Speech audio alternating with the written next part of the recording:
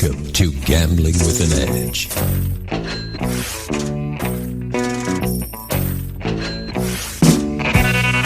now, here are Bob and Richard. Good afternoon, everybody. Welcome to Gambling with an Edge. I'm Bob Dancer. And I'm Richard Munchkin. This first airs on Thanksgiving Day, so if you're hearing it when we're posting it, happy Thanksgiving. Today's another Bob and Richard show where we answer questions sent in by our readers. Before we get to that, we have a couple other topics to discuss. First of all, Richard, you were recently on a Norwegian Cruise Line cruise out of New Orleans. Anything to talk about that might be of interest to our listeners? Well, I think our listeners take a lot of cruises. This was my first cruise on NCL, and I kept hearing that NCL was supposed to be so much better than like Carnival and Princess, which are the other two cruise lines I have experience with. And so I was really kind of disappointed. It's not that it was bad. I just didn't really find it any better. I mean, some things were better, some things were worse. But I also sort of felt like they were the Caesars Entertainment of cruise lines. And by that, I mean, I feel like at Caesars properties, they try to squeeze you for every dollar they possibly can, more so than the other casinos. So, you know, in addition to the resort fees, they have their late checkout fee, their early check-in fee. You have to pay for the Keurig cups, you know, for your coffee maker in the room. Like, every single possible way they can try to squeeze a dollar out of you, Caesars will. And I felt the same way about NCL.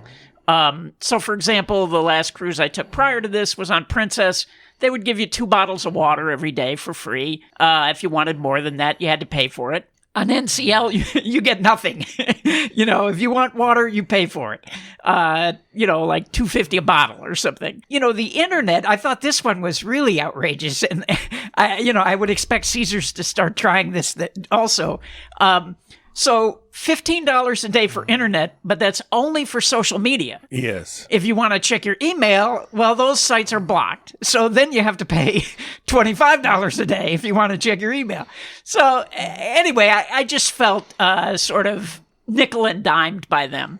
The restaurants, you know, if you spend a lot of time in Vegas, so you go to a lot of buffets and you go to a lot of nice restaurants, well, then the food there is really nothing special. I mean, it's not bad, but it's just sort of average. You know, I would equate it to maybe like a Stations Casino buffet or maybe a step above. They have, you know, more choices. But, you know, in the fine dining, it's a cloth napkin restaurant. All of them are, you know what I mean? But if you compare them to cloth napkin restaurants that you would eat in here, yes, they're better than Chili's, but I mean, compared to another cloth napkin restaurant, they're really, I would say, not as good, you know? But the prices seem so much better on if you go to their steakhouse, which is Cagney's at most of theirs, you know, their filet mignon's like $25. And what is easy to lose track of is you've already paid for all the meals. And so this is a $25 surcharge over the top of whatever they charge you for your regular meals. Right. But I've been on a lot of NCL, and so I'm probably immune to those things. And some don't apply to me. I'm at the platinum level, and so there are certain benefits that the lower levels don't get. But I recently, a couple years ago, Bonnie and I traveled out of Long Beach, California, which is 10 miles from the port of Los Angeles, to Hawaii and back on Carnival, and then immediately got on a Norwegian out of Los Angeles, 10 miles away, on the Mexican Riviera. And the difference was significant. The molding on in the restaurants was plastic on Carnival and marble on NCL, or granite. And some people don't notice those things, but the detail was quite a bit different. I haven't been on Carnival, and it's probably been 10 years since I was on a Carnival cruise. And I will say this, the entertainment, the main showroom entertainment on the NCL cruise was miles ahead of Princess. So, you know, but usually the game shows and those kind of entertainment options, I thought were pretty weak. Yes. But, for me, these sort of cruises, as long as you're not going in expecting something that it's not, then they're fine. They're relaxing. And although the other thing that I really didn't like about NCL is, they realize how much money there is in the ports. And so they have built their own ports where they control everything. And, Harvest Cay in Belize, they built their own little island where they control everything. No internet on the island anywhere, right? You have to go back to the ship and pay for it. And Costa Maya is another one of these where they've insulated it. It's miles to go from Costa Maya to anywhere. Yeah. It's, you can walk and see this old temple, which is probably built 10 years ago in the middle of the road. But good. Let's move on. Oh, one other thing I want to mention. I had booked a rental car through AutoSlash, of course. Yes. And one thing I would caution our listeners. Now, when I originally booked the rental car reservation, the cost was going to be just for 2 days in New Orleans before the ship went out. Yes. And the cost was going to be, I think, $94. By the time I booked it, it was $74. Okay. But you have to be really careful if you book it through Priceline, because Priceline has a way of making you think you're just getting a reservation and you're actually paying for the car and you cannot change it, which means putting it in the AutoSlash tracker isn't going to help you. And now in the case of New Orleans, this only happened 2 days before I was going to be there, so it was not a big deal. But I fell for the same, what I would call scam, for something that I booked in January, for a trip I'm taking in January. And again, I ended up inadvertently paying for a reservation that I could not change. Now, again, I had received several discounts from my original reservation, but I booked it on a Friday. I saw it on my credit card on a Monday. I tried to cancel it, and they were like, oh, no, it says that, it cannot be changed or canceled or whatever. And I brought it up to AutoSlash, and I thought they handled it really well. I mean, it wasn't their fault, but I said, you should probably put some big warning on the site that says, if you book this at Priceline, you can't change it, so it won't do you any good to put it in the tracker. And they actually offered to refund me any difference between what I have paid for it already and what the eventual price might be. So anyway. So good service from AutoSlash, bad service from Priceline. So in my own case, I'll probably just avoid Priceline completely in the future, unless it's something that's going to be within the next day or two where I know I'm not going to cancel it. Mm-hmm. Oh, and I also, I got a couple of these travel cards. I'm listening to all these guys we have on the show about these different credit cards. So might be another one next week. Yeah, right. So.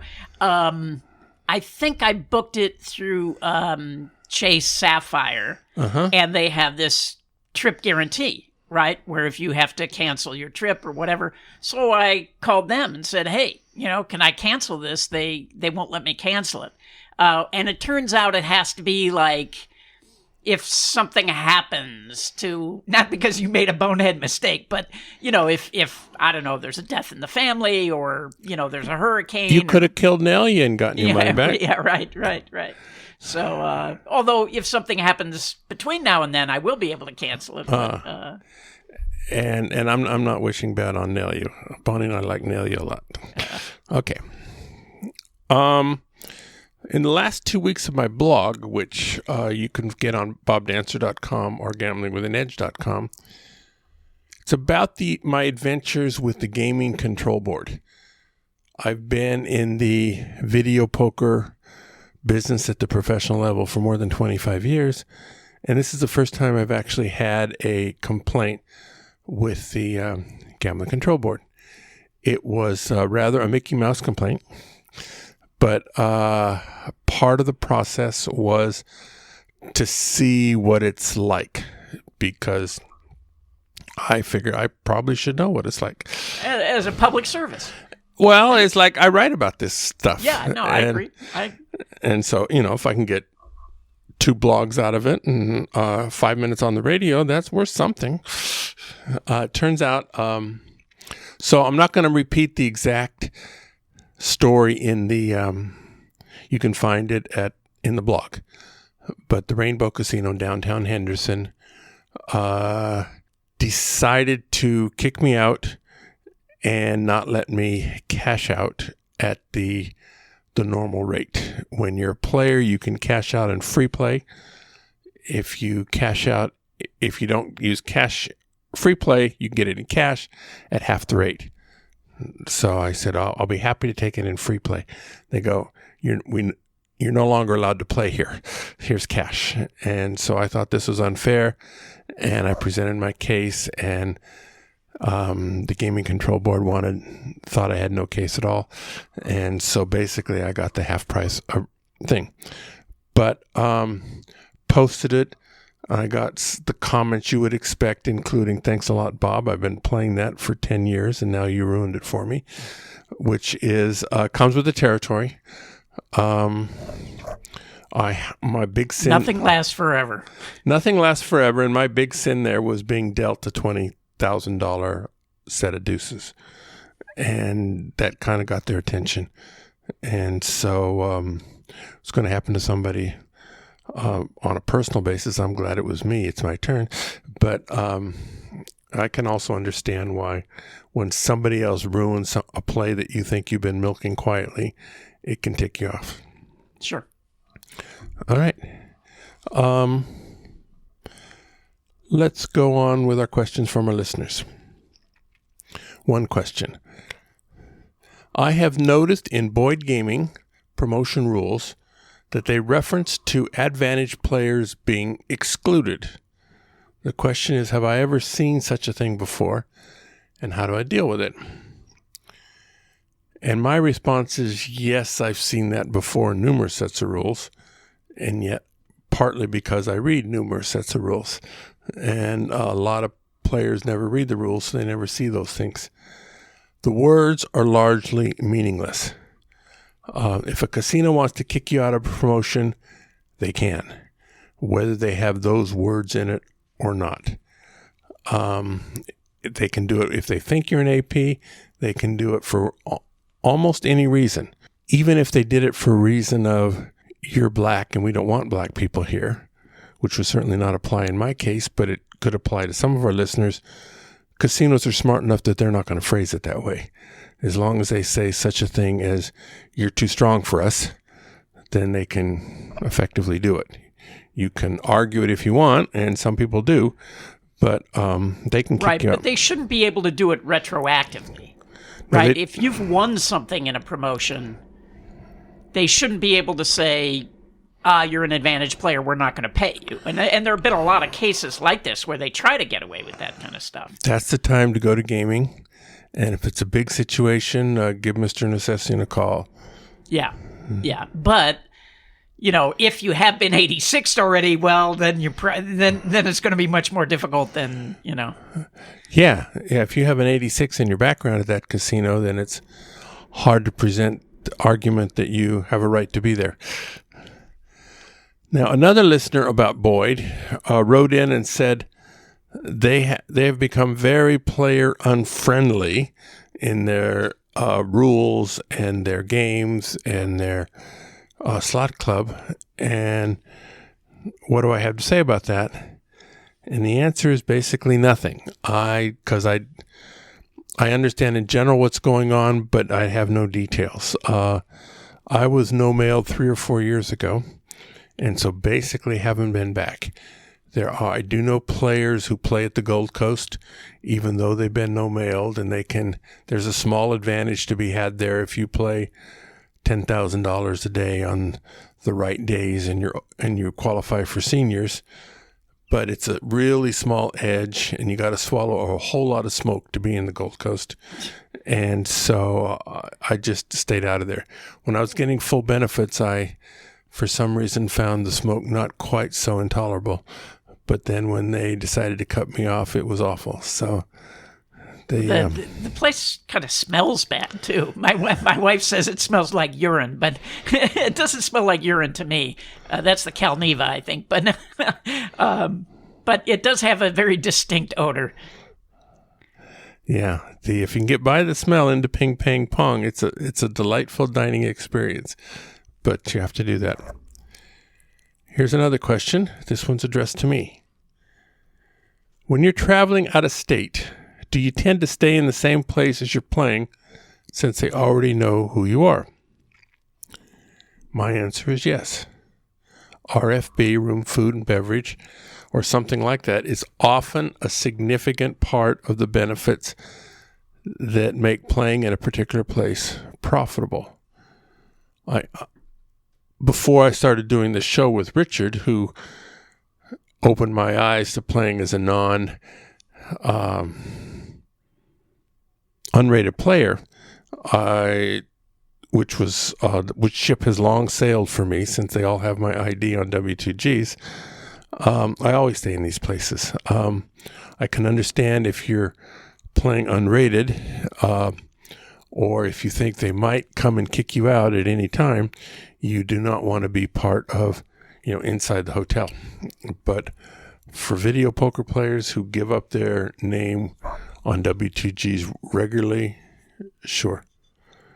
Yeah, I agree. And as you said, as a table games player, I never stay at a place where I'm playing, unless I'm going there to play kind of a comp game where I don't have any fear of being kicked out because I'm not going to show them anything that's going to get them all crazy.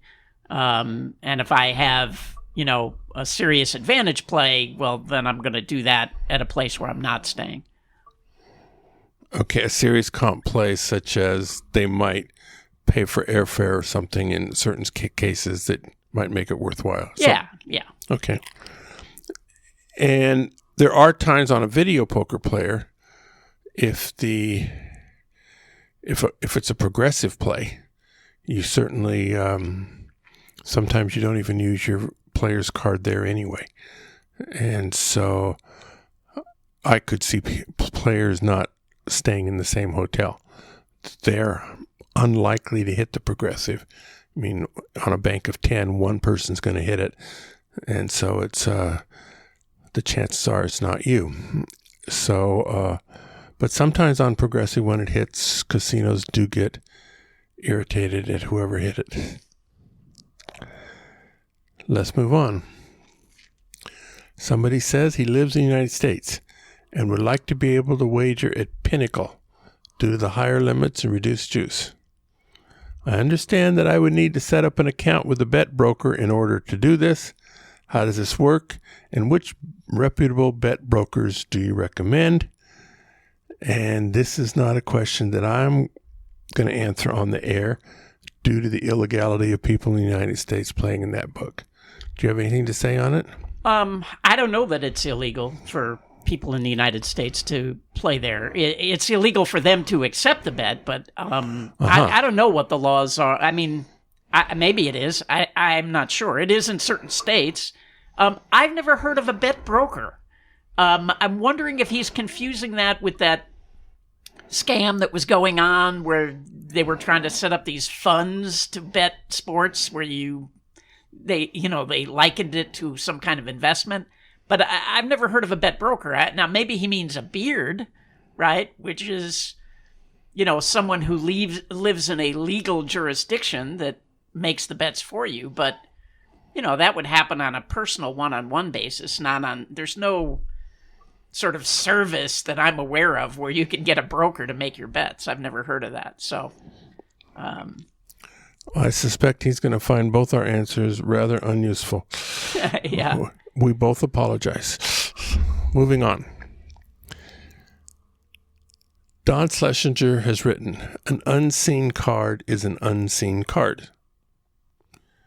The player says, As I'm walking through the pit and see a blackjack game with positive count on the felt. He's looking for a new shoe, but now he sees a +9 with 3 decks left out of 6. That means he's not seen almost 6 decks, and the count is 1.5 using Schlesinger's logic. So he has a slight edge. So he's willing to play even counts and don't mind starting a new shoe. Does he play based on a +1.5 count? Yeah, absolutely. I mean, Don is right. Unseen cards are unseen cards. It's exactly as if all those 3 decks that are in the discard rack were behind the cut card. So you're playing a 6-deck shoe with 4.5 to 5 decks cut off, but if you see that +9 running count, then yeah, you have a small advantage, and there's nothing wrong with playing that. Now, if there was another counter at the same table and they were still betting small because the unseen cards were not unseen to them, would you use that as additional information, assuming you knew this counter, or the fact that you knew the counter would mean you're not going to sit down at that table anyway? Yeah, so this used to happen a lot, especially at the old MGM on Tyson fight weekends. Every team in the world was in there. You'd have 2, sometimes 3 back counters behind the same table from different teams. It was a zoo. So it all depends on how much you trust the ability of that counter sitting at the table. But if you think that they are competent and they have not raised their bet, then I would take that as a sign that you probably do not have an advantage. And yes, I would not want to wong in on some other card counter's table anyway, just because when we do raise our bets at the same time, it's going to bring more attention to me and to him, but I'm more concerned about me, obviously. Yes. And this used to really bug me, by the way, when, like, those old MGM weekends, where I would see some guy come up and start back counting behind me. And I would turn around and look him in the eye and say, I prefer to play alone. And, sometimes they wouldn't get the message.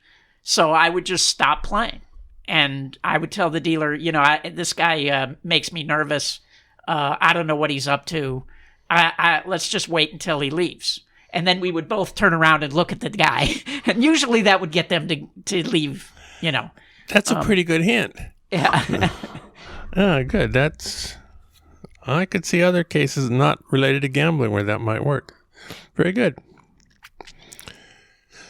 Okay, this is a video poker question. So for comp earning an ADT standpoint, ADT is average daily theoretical. Am I better off playing a desired game that is part of a multi-game machine that might have several other games with lesser pay tables versus playing the game on a standalone machine? And most casinos offer the same theoretical on all the games on the same box. It is the newer slot tracking system. They have the ability so every individual game can have its own theoretical, but generally speaking, they don't do that. So all their tighter games, they put on one box and assign it a high theoretical. And their looser games, they put on other boxes and assign it a much lower theoretical. So if the game you like can be found on both boxes, you're much better off playing it on the loose box. It may not happen every time that you get the higher theoretical, but it will happen often enough. For games where, like Caesars Entertainment, most of their video poker is $10 a point, but 9-6 jacks or better can be $25 a point if you on the same game. And enforce that, they'll make it a standalone game, or only that and 8-5 bonus poker, which is a much tighter game, but they might put it on the same box. Okay. And if they do that, is the 8-5 bonus poker also $25 a point? Yes. Wow. But at 8-5 bonus would still be a looser game than the games they have at $10 a point, which is the normal for them. So there are many people who prefer 8-5 bonus to 9-6 jacks. Although the variance is almost identical, the fact that you can get 400 for 4 aces instead of everything getting 125 makes the game less boring to other people. Or so if you get behind, if you have a shot at getting 4 aces, you think you have a better chance of catching up rather than if you need 3 regular quads to do it. Another writer. I am both a blackjack player, including card counting, shuffle tracking, and side bet tracking, and a roulette player. He's based in London, where it is known to be heaven for an advantaged player. I have a few questions that are listed below, and these are for Richard. 1. In Arnold Snyder's Shuffle Trackers Cookbook, he says penetration is not important. However, I do think it's important, given it is hard to find a one-pass R&R these days. What is your view on that? So when Arnold wrote that book, one-pass R&Rs were still pretty common. And I think he's not really accurate. Yes, penetration is important.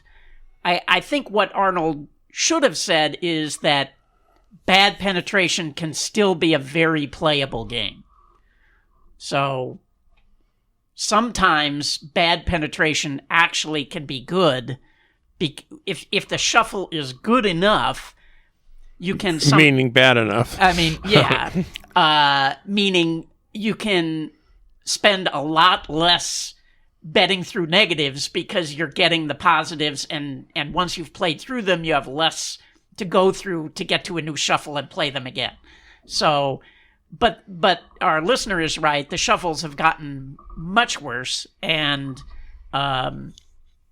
so I would say that yes, penetration is important. Okay, a second question. I mean, the other reason that it's important is because your good section of cards can end up behind the cut card, and with no way of getting it in front of the cut card because the penetration is so bad. You know what I mean? They make you cut off a certain number of decks, and sometimes you just can't get to the good cards. So, anyway, yeah, so penetration is important, yes. Second question. I think shuffle tracking along with side bets are very profitable for bets like 21 plus 3, top 3.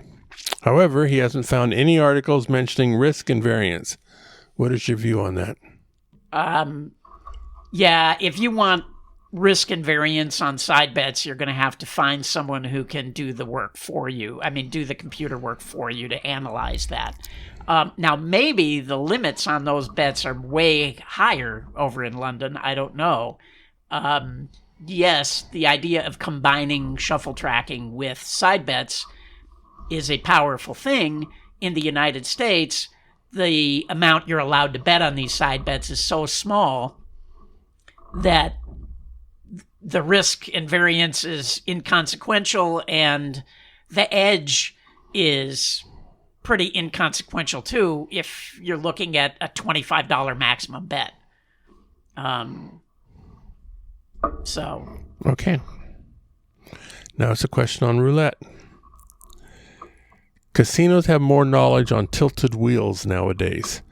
They even use spirit level to measure their wheels on a daily basis. My view is that for a solo player, by the time you found a tilted wheel, a 2-pin one, and it takes around 20 minutes to know whether a wheel is tilted, it's getting hard to both find a tilted wheel and condition being right at the same time. Do you think roulette is still profitable? Well, the answer is I don't know. I know someone who does think it's still profitable, and I would say this idea of the wheel being tilted is actually a mistake.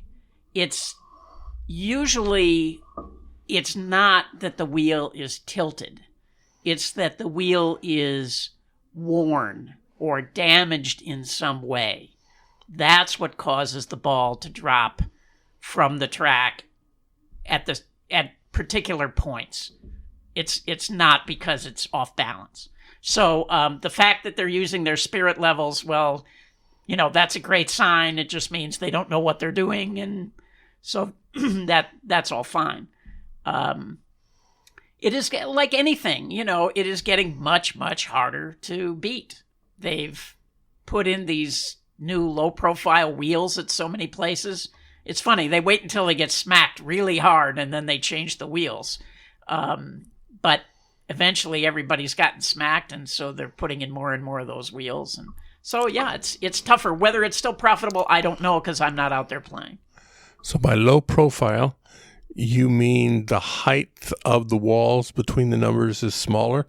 Yeah, way smaller. Way smaller. If you look at a lot of the wheels in the casinos on the Strip now, the pocket looks like a little thumbprint. It's the dividers are so small, so the ball scatters so much once it comes down off the track. Mm-hmm. Another player. He has found a countable baccarat side bet that should earn him an average of $100 per 100 hands, according to Elliot Jacobson's Advantage Gambling book. If this were blackjack, where you can play lots of hands an hour, it would be huge. However, at this baccarat table, the only one in the casino, there were some Asian players betting sometimes over $2,000 a hand. The side bet was limited to $150, so the dealer was going at their pace. They took so long welcome to baccarat. to analyze the past results before placing their often losing bets that I couldn't stand it. In my head, I was saying, come on, guys, at least make your incorrect analysis faster. Now, should I stay or leave? Well, the question is, how many hands are you getting an hour? And is that what you want? Do you want to work for that amount of money? The other thing is, have you tried graveyard? Have you tried going in at 2 o'clock in the morning to try to get a table to yourself? And sometimes if you get a table to yourself, you can tell the dealer, I like to play fast. Just go, and they will. And you might get 200 hands an hour. So, yeah. And the other thing is, what other games are available, right? If you have if your baccarat game is down to $50 an hour, but there's a blackjack game next door that's worth $150 an hour, well, then go play that. Part of it also depends on your personality. If you're playing the baccarat, if that's the most profitable game in the casino, and let's say it's $40 an hour because they're playing slow, and $40 an hour is a good score for you, and it still bothers you that it goes so slow, that's a personality thing. You have to be able to tolerate idiots to survive in a game. If you make a big stink about it, you're betting small amounts. The whales are betting much bigger amounts than you, and you get in an argument about it, you're going to be the ones kicked out. Oh, yeah. It isn't you're not the profitable player as far as the casino is concerned. The good thing about those baccarat games is you don't have to sit at the table. You can just stand near the table and never make a bet until you have an advantage, and, try to get away from the smoke. Good luck. Okay. But yeah, these things, a lot of these things are just common sense. You can figure out what the game is worth, and is it worth the aggravation for that amount of money? Yeah, and some people are better at putting up aggravation than others. Yeah. Okay, another listener. I've read that video poker machines deal cards two different ways. First, 5 random cards, and then they replace those cards not held with new cards selected randomly from the remainder of the deck. The answer is going to be that is the way it's done. The second way he's heard is they deal 5 random cards, and 5 additional cards are placed invisibly behind the 5 original cards. Then they replace cards not held with the invisible card waiting behind the original card. That is not the way it's done. But the big thing about this is it doesn't matter. As long as every unseen card is, you got 1 shot in 47 to show up after the deal, then you're fine. And that will be the case in IGT games, as long as you're not playing in New York racinos or maybe Washington State and a few other places. But in states where they have fair games, which is most of the states, it doesn't matter. And when I say it doesn't matter, what I mean is I don't know any way to take advantage from knowing how the cards are dealt. Yeah, and even if it were the case, it doesn't hurt you in any way if you're thinking that the card you need is behind the other card that you're not drawing from or some ridiculous thing like that. Yeah. Well, you can work it out that you're dealt ace, king, queen, jack of hearts and 1 card that you're going to throw away. But the 10 of hearts, you can posit at the beginning, is behind the ace of hearts. So when you throw away the 5th card, there's no way in the world, it's not possible for you to get the 10 of hearts because it's already buried. And so you can make a case that is really unfair and life sucks. However, there will, in that same situation, there will be, the 10 of hearts will be under the 5th one, and it's there. And when you're dealt that particular scenario, it's 100% that you're going to get the royal. And so, but of course, that's what you deserve. So as long as they do it consistently and they do not go out of their way to cheat you, it is definitely possible that there have been cases in the distant past where certain bar machines, it was impossible to get a Heart Royal because of whatever reason. But those games are pretty much gone as far as I know. When you're playing on IGT machines, I think you have a fair shot. Okay. And those people all lost their licenses, right? And were drummed out of the business, never to be heard from again. Not. Well, one guy was heard from when he was murdered. So he made the paper when he was murdered. So I would think he's you don't have to worry about him anymore. It's a question for Richard. How do you find other strong players to network with? Well, in the old days, you met them on the tables, right? You would end up on a table, realize the guy sitting next to you is calling cards, and because it was such a small community, you would end up bumping into each other out in the parking lot or in the bathroom or something, and, meeting people like that. But nowadays, you meet them either on blackjack forums or the blackjack Discord channel. The other way to meet them is things like Blackjack Apprenticeship, where they have these training weekends, boot camps. You meet a lot of our guests have gone through that boot camp and have met other players at the boot camp that either have become friends or teammates or whatever. So those are the 3 ways currently, would be the forums, the Blackjack Discord, and going to training sessions. In video poker, it's similar. They have their own forums. You can tell pretty quickly which people who post all the time on their forums really don't know their butt from a burrito. But you also know the people who are who post good stuff. And most of the forums have you can contact that person, sometimes directly because they provide the email address, sometimes through an instant messenger. And if your posts on that forum have been knowledgeable,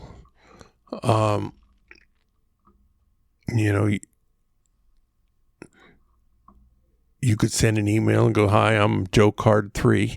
I've been posting here for a while. I like what you have to say. Is there any chance we could, are you in Las Vegas, or could you be in Las Vegas, or when are you in Vegas or Memphis or whatever? And let's hook up." And sometimes you'll get a response, sometimes you won't.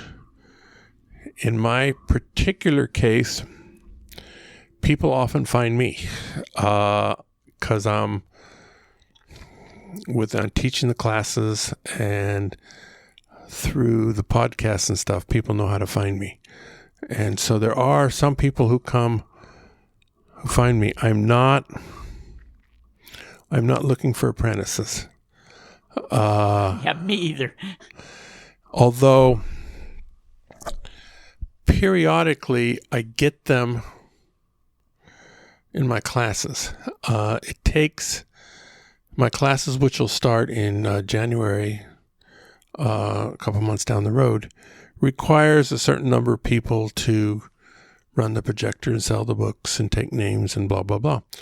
And so the people who do that generally are not paid, but they have access, like whatever gambling question they can ask, I'll do my best to answer. So for some of the people, that is valuable information to them. And so they hang out. And so I don't answer a lot of questions in the first semester or two. Somebody does that. But if they're still around after 3 semesters, I'm pretty much an open book for them.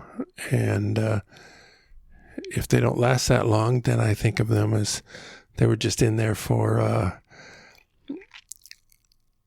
to skim, so to speak. And so I do meet people at the machines, and I'll know after a few minutes by what game somebody's playing, the speed in which they're playing, and some of the holds they're making, whether or not they're competent. Sometimes players suggest plays. Did you know about the rainbow? Did you know about the blah, blah, blah? And sometimes I'll share a decent but not great promo. If I get anything in return, well then, yeah, now we'll change phone numbers and we'll start exchanging more solid information. If I don't give anything in return, I haven't given up much. But part of it I am interested in meeting more knowledgeable players who are interested in sharing. And I'm not looking at people who are sharing quarter games, because I know I'm not interested in playing quarter games. So it does happen. Within the last month, I exchanged numbers with somebody, and we've already both shared a play. So it does happen, but not so much anymore. All right, we're going to take a commercial break, and we'll be right back. The South Point has more than 10,000 games, returning more than 99%. This is more than anyone else have. In November, there's effectively double points all month long in terms of Walmart gift cards. Earn and redeem $25 worth of points, namely $8,334, and exchange them for a $50 gift card. Limit 10 cards per person. If you're getting this on Thanksgiving Day, from now until midnight, there's a card of the day hot seat promotion. Every 3 minutes from 8 a.m. to midnight, some player gets it. Every Monday Senior Day, half-price meals and bingo if you use your points. There's a free senior slot tournament. The new semester of free video pokers classes will begin Tuesday, January 8th, 2019. The schedule of classes is posted on bobdancer.com. At videopoker.com, it's the best place to play lots of games. If you sign up for the gold membership, $8.95 per month or $79.95 a year, this allows you to get correction on most of the games. Through the end of the year, our listeners who are not already gold members of videopoker.com get a 30 days of gold membership for free.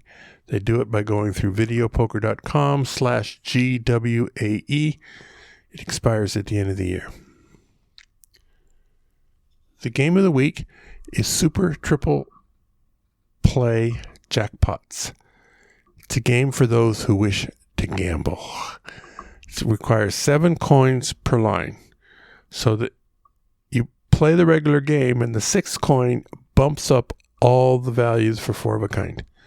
So it's a much that extra coin pays for those extra quads. The 7th coin pays for a wheel spin on the quads, where so you get an extra 200 or 400 or 800 coins per spin. So if this is a day where you get a lot of 4 of a kinds, this is a fun game to play. If this is not one of those days, this game sucks real fast. So it's a game for people who are in the mood to gamble today. I do not have exact amounts for the wheel spin. I do know it's a positive play in that it pays more. If you play the 7th coin, it's better than playing only 6th coin. If you play the 6th coin, it's better than only playing 5 coins. But I don't know how much. So I don't know if the average wheel spin is, for example, 523 points, credits. And I made that number just up right now. So don't bank on it. Now, if I knew that, then it would be easy. So anything that was worth normally $250, which has probably been bumped up to $400 to start with, is now worth $923. So if it were, you could put that into the software and you could work out the strategy.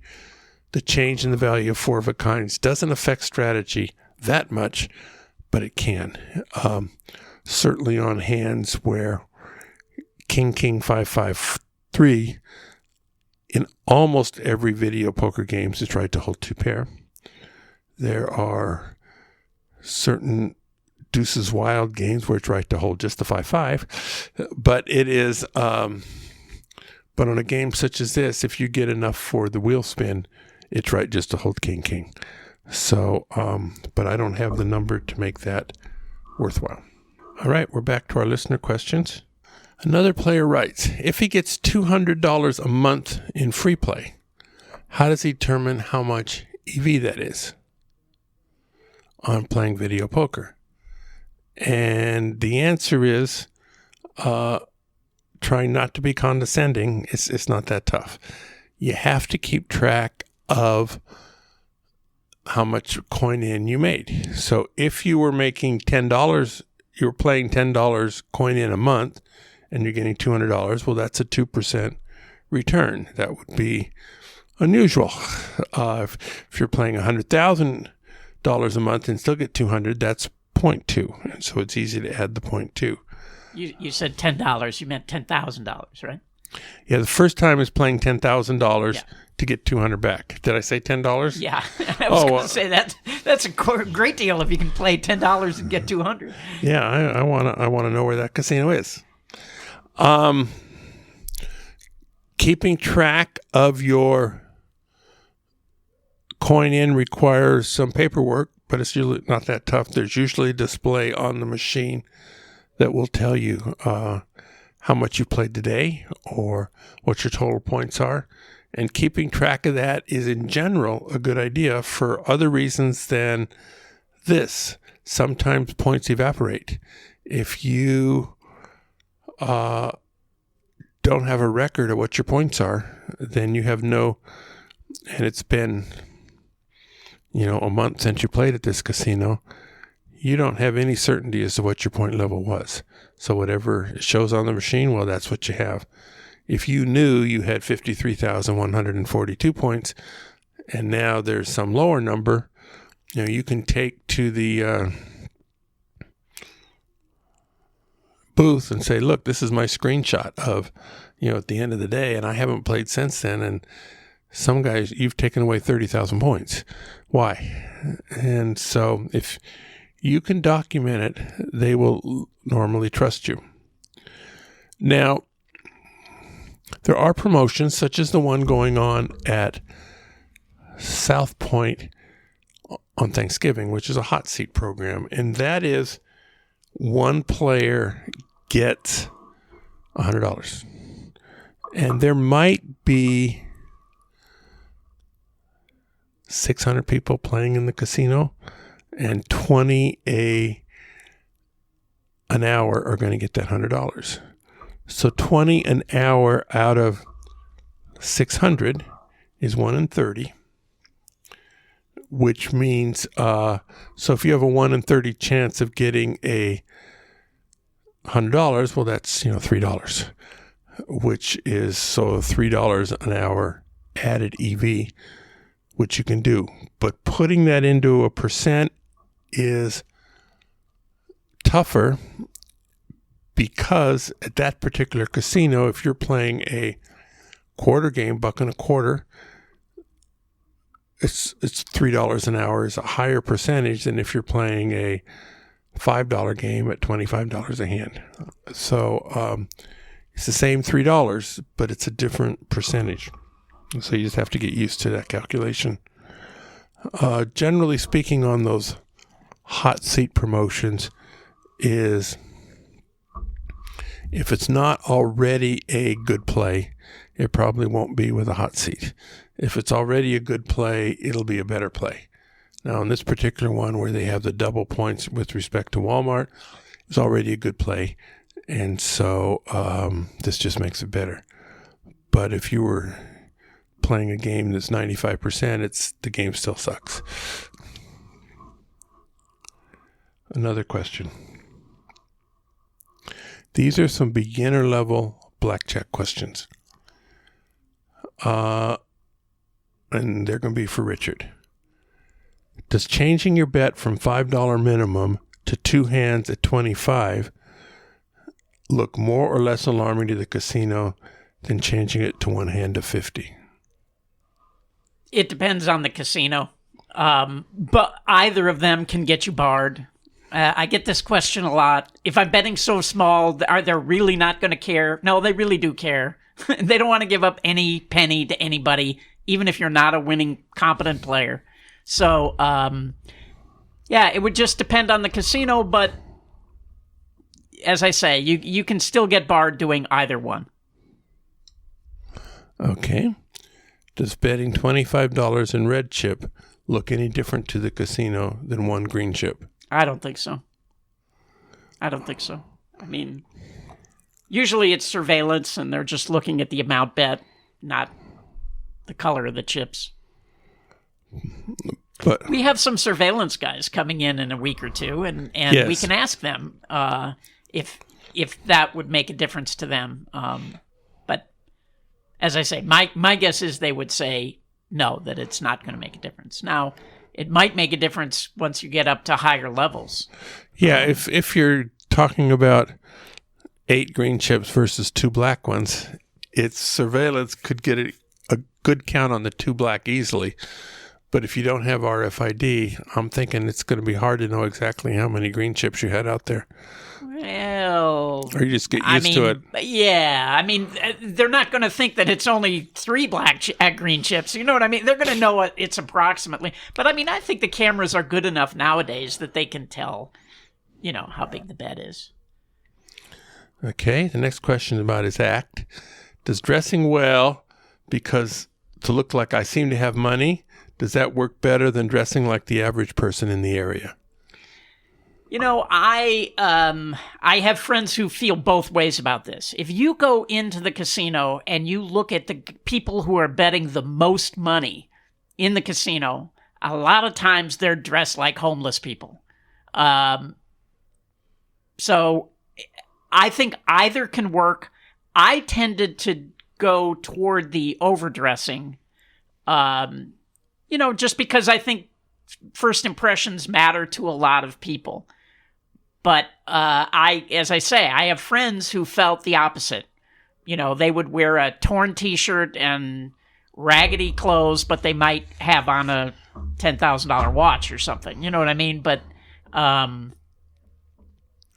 yeah, different people have different opinions on this, and I don't know that there's a right answer. I think it has more to do with your personality than it does what you're wearing. You know, I think if you have the right personality, you can pull off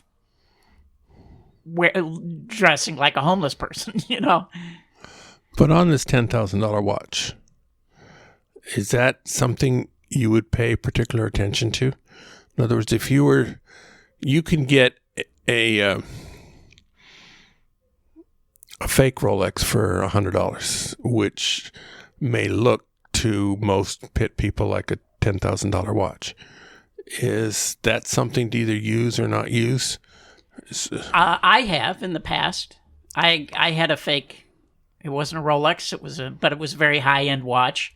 And you know, when I first moved to California, I had a roommate who was in the jewelry business, and I walked in one day, and she said, "Where'd you get the fake watch?" From across the room.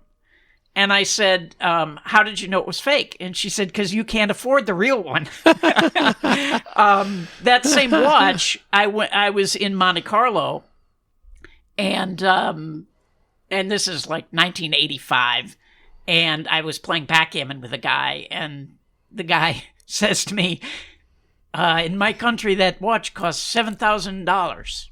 And I said, "Well, I got a lot cheaper in the States." I had picked it up for $50 or something.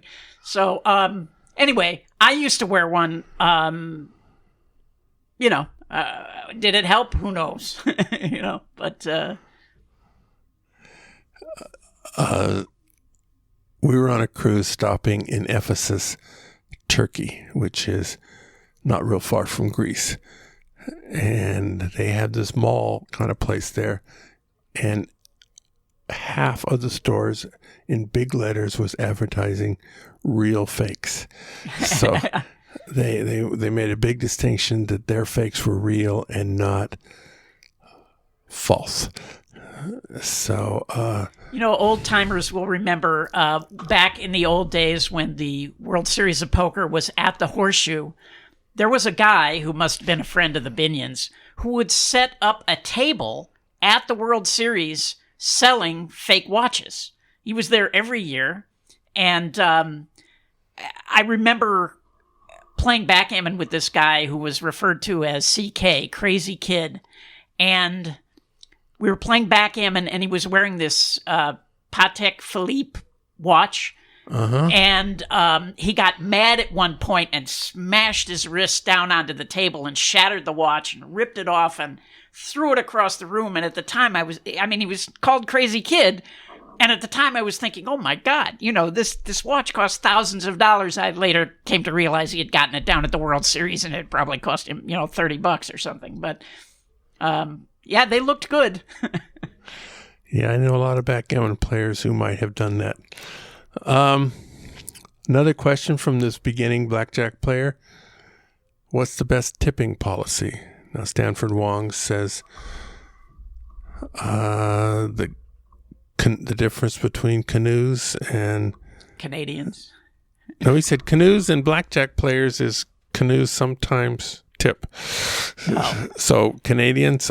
It was an old joke when I was a dealer. It was, what's the difference between a canoe and a Canuck? That a canoe sometimes tips. But yeah, I mean, if you're counting cards, your edge is so small that I don't think you can afford to tip. Now, sometimes if you think the tip is actually going to buy you something, a better penetration or whatever, but the amount that you can afford to tip is going to look inconsequential to the dealer. So the dealer is never going to be happy because you can't tip them enough to be happy. So I would say if you are counting cards, you should have the Casino Verite software and figure out how much money you're actually earning per hour.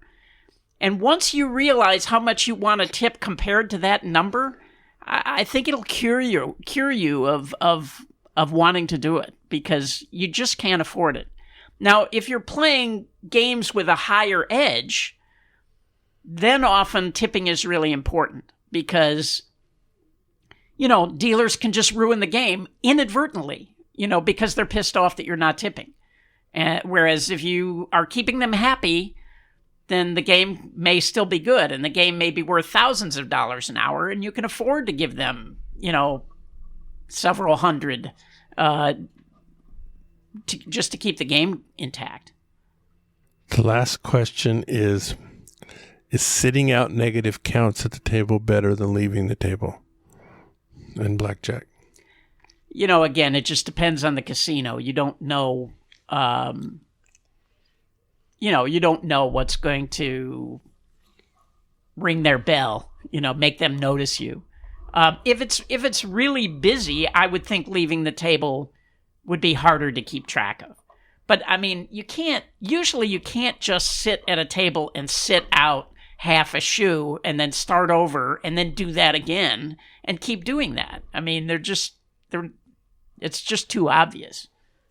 You can back away and have a fake phone call once. Yeah.